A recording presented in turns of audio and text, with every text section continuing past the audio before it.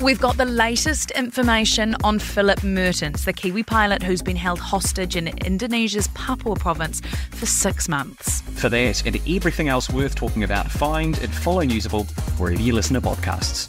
Newsable, brought to you by BNZ. Getting match fit is more than just physical. We're chatting to a league legend about his new journey back to his best and whether it's the Warriors' year. Why the past year has had one of New Zealand's best climbers scaling new heights in more ways than one. The Wellington Phoenix are into the A-League playoffs, so can they do it? And should Super Rugby be borrowing ideas from the NBA? Kia ora, I'm Zoe George and this is The Podium, sports news but not as you know it from Stuff. The Warriors are clinging on to a spot in the NRL top 8 with 15 rounds to go. They face 7th place Panthers at Suncorp Stadium on Saturday. We asked former Warrior, Cowboy and Kiwi Sione Faumuina, is this the Warriors' year? Oh man, I hate it when people ask me that question. It depends it depends what you say. Is it the Warriors' year? Is it the Warriors' year to make the top 8? I believe so. Is it the Warriors' year to win an NRL premiership? I think that may be a bit of a stretch goal this year, but definitely to make the 8. And then next year, I believe they're top 4, potentially grand final. And then, because we've got to give our current coach time to build his team. This is his first year, right? And it's always hard for the Warriors when a new coach comes in because we're expecting results straight away. I get it's a results-driven business, but I just think he's still finding his feet. But when he gets it going, and I know he's already done so much right now, he's still got a lot to do in order to build the team I believe that he wants to win that premiership. You heard it here first. I think they're going to win a premiership within the next 3 years. Maybe the team needs a bit of the on-field explosiveness Sione had when he played in the early 2000s, but it was the same explosiveness which got him into plenty of trouble when paired with alcohol. There was a serious car crash in 2008 and he had his contracts ripped up. Sione's done a 180 though, and he's taking part in the TV3 show Match Fit, getting former players back to their best. Kia ora, Sione. Kia ora, Zoe. So Match Fit, in its 3rd season this year, it's League Legends. How are you going? I'm going good. I'm going well. It's been an awesome experience reconnecting with all my former teammates, and just the whole journey that we were on during the show it's just been a great experience. For many of the guys, it's a journey towards fitness, but you'd already started yours with the Fight for Life, and congratulations on your fantastic win last week in the debut Fight for Life for you. So for you, this is more about the mental journey, wasn't it? Yeah, it was. It's definitely something that I guess when I was playing during my career, mental health and well-being wasn't really discussed or even mentioned. And I had written in my autobiography in 2016, I think. And I thought that I had sort of let everything out in that book and put a lot of things to bed. But man, was I wrong. When I jumped on Match Fit, there were still some things that I hadn't fully sort of made peace with. And so for me, being on the show, I can finally say that, there were a few things that I could put my hand on my heart and say, hey, you know what, that's done with now. I needed to come on this journey with my brothers and sort of express that and finally put a lot of that stuff to bed. What was the hardest thing to grapple with and to come to peace with? Being back in the public eye, that was a real big one for me. So when I left New Zealand and went and played overseas, and then I actually settled in Brisbane, I always said I'll never come back here. And then when I met my wife and we were chatting and she was talking about wanting to move back home, I was like really hesitant, and I was like, okay, where do you want to move to? And so we're here now, settled in Rotorua. So we moved here at the end of 2019, and it was great because I'm not in Auckland. I'm down in, 2.5 hours drive away. Rotorua is very, small sort of place, and not many people recognize me. And I was just happy minding my own business, and I really enjoyed it. So when the decision was made to jump on the show, I was reluctant. But man, I'm so glad that I did. There were so many great memories, and also just reconnecting with my old teammates, and now obviously the show has sort of catapulted me back into the public eye, and I'm actually proud of it. I'm proud of what we've done on the Match Fit show, also being part of Fight for Life, and yeah, I'm actually really grateful that I finally have been able to see it from a different perspective. I mean, is this show deconstructing what a rugby league player looks like? Because, traditional rugby league players are hard men, right? But then you have these absolute legends who are being vulnerable, authentically vulnerable. They're opening up. They're sharing their stories. They're sharing about not only what's happening physically, but mentally. There are tears. Are they deconstructing what it means to be a hard man rugby league player? Potentially, yes. But I think you'll find that most of these, even our current professional rugby and rugby league players, at the core, they're just normal people, right? And part of the job is that we have to be physical. That's what we do. We have to go out there and be physical. So that comes with a lot of, bravado and the perceptions around being staunch and tough. I'll tell you now, as soon as that whistle blows and we're walking off that pitch, we're just back to who we are, right? And so who you're seeing right now on MatchFit, that's my teammates off the park, right? That's who they are. 90% of their life that's them. The other 10% is when they were playing footy. We had to be this type of person in order to win rugby league games. But once that whistle was blown, we're just everyday guys. Well, thank you so much for your time, Sione. Best of luck for the rest of the season. I hope that you can beat the Kangaroos in the final matchup. It's going to be a goodie. It is. It's going to be a great game, and you don't want to miss it. Watch Match Fit on 3 Wednesday nights at 7:30. It's crunch time for the Wellington Phoenix in the A-League as they face Adelaide United in the playoffs elimination final 9:45pm Friday. The sides have met 3 times this season. The first in October was a draw, then the next one 3-1, but then suffered their heaviest defeat of the season to Adelaide in March, losing 5-1. The last time the Knicks made it to the playoffs was last year, but they haven't won a playoffs game in 11 seasons. So can they do it? Stuff's football reporter Phil Rollo was at the Phoenix Awards night on Tuesday and caught up with Knicks Costa Barbarosis. We just got to, do what we've done all year and treat it, not get too emotional about it and see where it takes us. 12 months ago, paraclimber Rachel Meyer was scaling to great heights. She'd just won silver, the first for any New Zealand climber, disabled or non-disabled, at a World Cup. But then life went into a free fall. First, there was COVID. That led to other ailments. That led to her having another amputation on her leg. It's the second after she made the decision to amputate her left leg below the knee in 2019. Now, she doesn't know if she'll ever walk again. Then, she lost a friend to suicide, and her mental health also spiralled. But she's not giving up as she heads towards the 2023 World Cup in Salt Lake City in a few weeks, then to the World Champs in Switzerland later this year. Kia ora, Rachel. Hello, Zoe. How are you?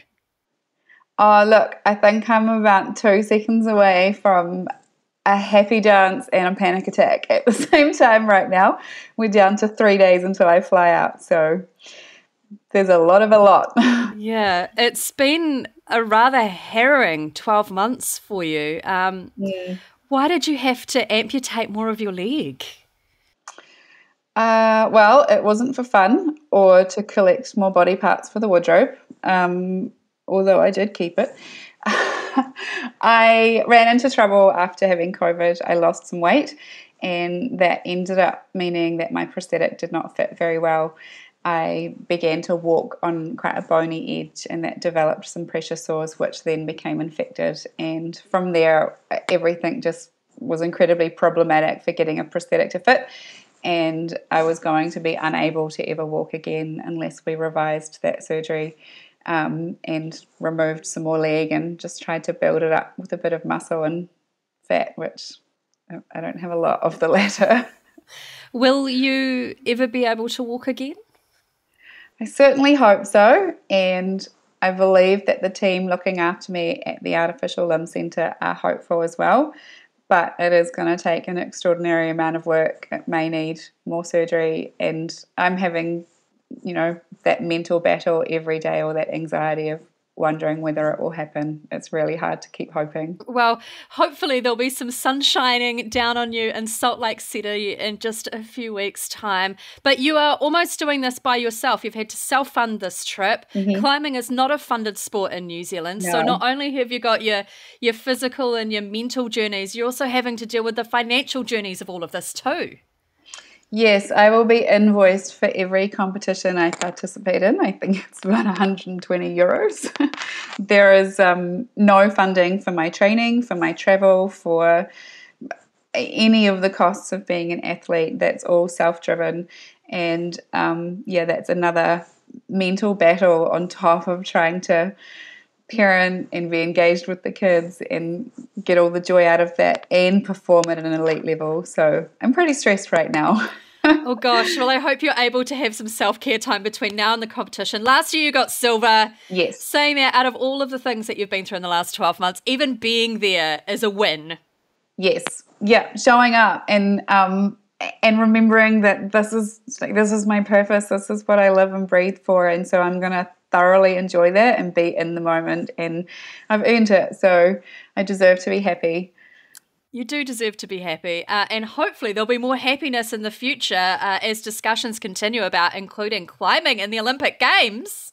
Oh my goodness. That decision will be made at the end of the year by the LA Olympic Committee. They are allowed to add climbing to the schedule, and we are all holding our breath and crossing 5 toes or 5 fingers, however many digits some of us have, in the hope that we will be included in the 2028 Olympics. That would be wonderful. Actually, before I let you go, I don't know if you've seen the news this week about the Paralympics TikTok channel. I did notice that. So long story short, because the Olympics also have a TikTok channel as well, it's quite interesting looking at the two of them. But with the Paralympics ones, a lot of the stuff have been turned into memes and there's been music put under it and people are split on it. Some people have said this is really good for the Paralympics movement because it's getting people paying attention to their amazing athletic ability, while the others feel that it's not focusing enough on their athletic ability and is kind of making a mockery of the Paralympics movement. What do you make of all of this? Zoe, look, I think there's a time and a place for everything. An important thing to remember with any slightly on the line controversial topic is consent. So if the athletes are enjoying a laugh at themselves and they've said that's okay, then then that's okay. And I'm definitely all for dark humour and taking the piss out of myself a little bit. Am I allowed to say that on? Sure. Yeah, maybe we'll bleep it. I had a coffee this morning with a friend and I couldn't carry it, and she made a joke to the barista about how she was going to steal both coffees because I can't walk. And the barista was horrified, but I got such a laugh out of that and it gave me a real joyful moment in my day. So it really does come down to the individual, and I think consent's always a really important word when talking about these topics. Rachel, thanks so much. That is no problem. Ngā mihi. Would it be okay for All Black Beauden Barrett to play for the Queensland Reds, or to see some Wallabies players in the Hurricanes? The idea of drafting, similar to what you see in American sport like the NBA, has been floated by Rugby Australia chair Hamish McLennan this week to help reinvigorate Super Rugby. But can this actually work? Stuffed sports journalist Paul Cully. Look, I think we need to take a deep breath here. There is language around a draft in the joint venture between New Zealand Rugby and Rugby Australia, but we are a very, very long way off any draft. I think it's a little bit of a red herring, to be honest. And you speak to Super Rugby CEOs, and what they want is a independent body with a chief executive, a commission. Then we can start talking about these big ideas. But the cart's before the horse in this one a little bit. The cart before the horse. So we're not moving towards what we see in American football, where you can get players from all over the show and recruiting them into our team. Well, it sounds nice. I know there's a lot of American sports fans in New Zealand and Australia, but just think about the practicalities. You want to take an 18, 19-year-old, let's say, from deep south of New Zealand or from Auckland and say, oh, now you're moving to Perth. You know, there are huge implications. I don't think it's ever going to happen. It's never going to happen. Okay, then. But what might be happening, let's pivot just slightly and talk about the Black Ferns for one moment, is that we might be hosting like a mini World Cup later in the year? Yep, that's right. It's a new World Rugby-driven competition, and it looks like it'll effectively be a repeat of the quarterfinal, semi-final and final of the World Cup. Wales, France, England for the Black Ferns. England are just about to announce John Mitchell as a coach as well, so that's another layer of excitement. Like, to be honest with you, when this is confirmed, I understand it's a done deal. This will be, for me, possibly the most exciting thing to look forward to this year in terms of rugby. Yes, John Mitchell, an interesting selection for England. He coached the All Blacks way back when and had an okay record, so it's interesting that he's stepping into women's rugby. But when will that new competition be finalised, and when's it going to happen? It should be finalised next day or two. World Rugby's driving it, so they'll look after the announcement. It'll happen around September, October, so it may be happening when the Men's Rugby World Cup's happening up in France. And I just think this is massive. I don't think the women's game can progress without high quality fixtures. Black Ferns against England again. That'll be a huge game. It'll be a huge game, and hopefully Ruby Tui will be back from her sabbatical and playing. She's just signed to be playing Premier Sevens competition, I think, in the United States. Yeah, in the US, that's mid-year, so she'll miss the Pac-4 competition, but she'll be back for the end of year. I don't think she's going to miss that opportunity again to get out to Eden Park again. And will this new competition be around New Zealand and Australia, or will it just be in one spot? No, it's going to be New Zealand, and I think the fixtures are scheduled for Christchurch, Wellington, Auckland. So, this is, we talked about Super Rugby. Oh, Peak 8 needs to be longer. Yes, that's going to happen too. But this is really good news for New Zealand rugby, I think. Here's what else is making headlines. The badminton horse trials start today with world number 1 Kiwi Tim Price and 7 other New Zealanders competing in South Gloucestershire. Kiwis have won at badminton 7 times. The most recent was Jonelle Price in 2018. And this year's competition has been rejigged so as not to clash with the King's coronation. Motorsport fans, get your motor running down to Hampton Downs this weekend as multiple Motorsport New Zealand Championship titles are on the line. And if you're near Palmerston North on Sunday, make sure to pop down to the Roller Derby Next Breast Thing fundraiser for breast cancer from 2 p.m. at Central Energy Trust Arena. You're in for quite the show as those athletes are fierce, and what a great cause. And that's it for The Podium. I'm Zoe George, and on behalf of our guests this week, producer Jono Williams and sound engineer John Ropiha, thanks for listening. You can get in touch with us now. What do you think of possible drafting of Super Rugby players? Email thepodium@stuff.co.nz. We'll see you next Thursday. Until then, ka kite anō, go well. In May 2017, a Christchurch builder disappeared, almost without trace. No crime scene was ever found. No weapon was ever found. No body was ever found. In February 2023, David Charles Benbow went on trial. The prosecution said that, while based entirely on circumstantial evidence, its case was so comprehensive there could be no doubt Benbow was guilty. The defence said detectives were biased, working hard to build a case against Benbow after he was identified as a prime suspect. Stuff, New Zealand's home of true crime podcasts, presents The Trial. Hear the evidence, follow the twists and turns.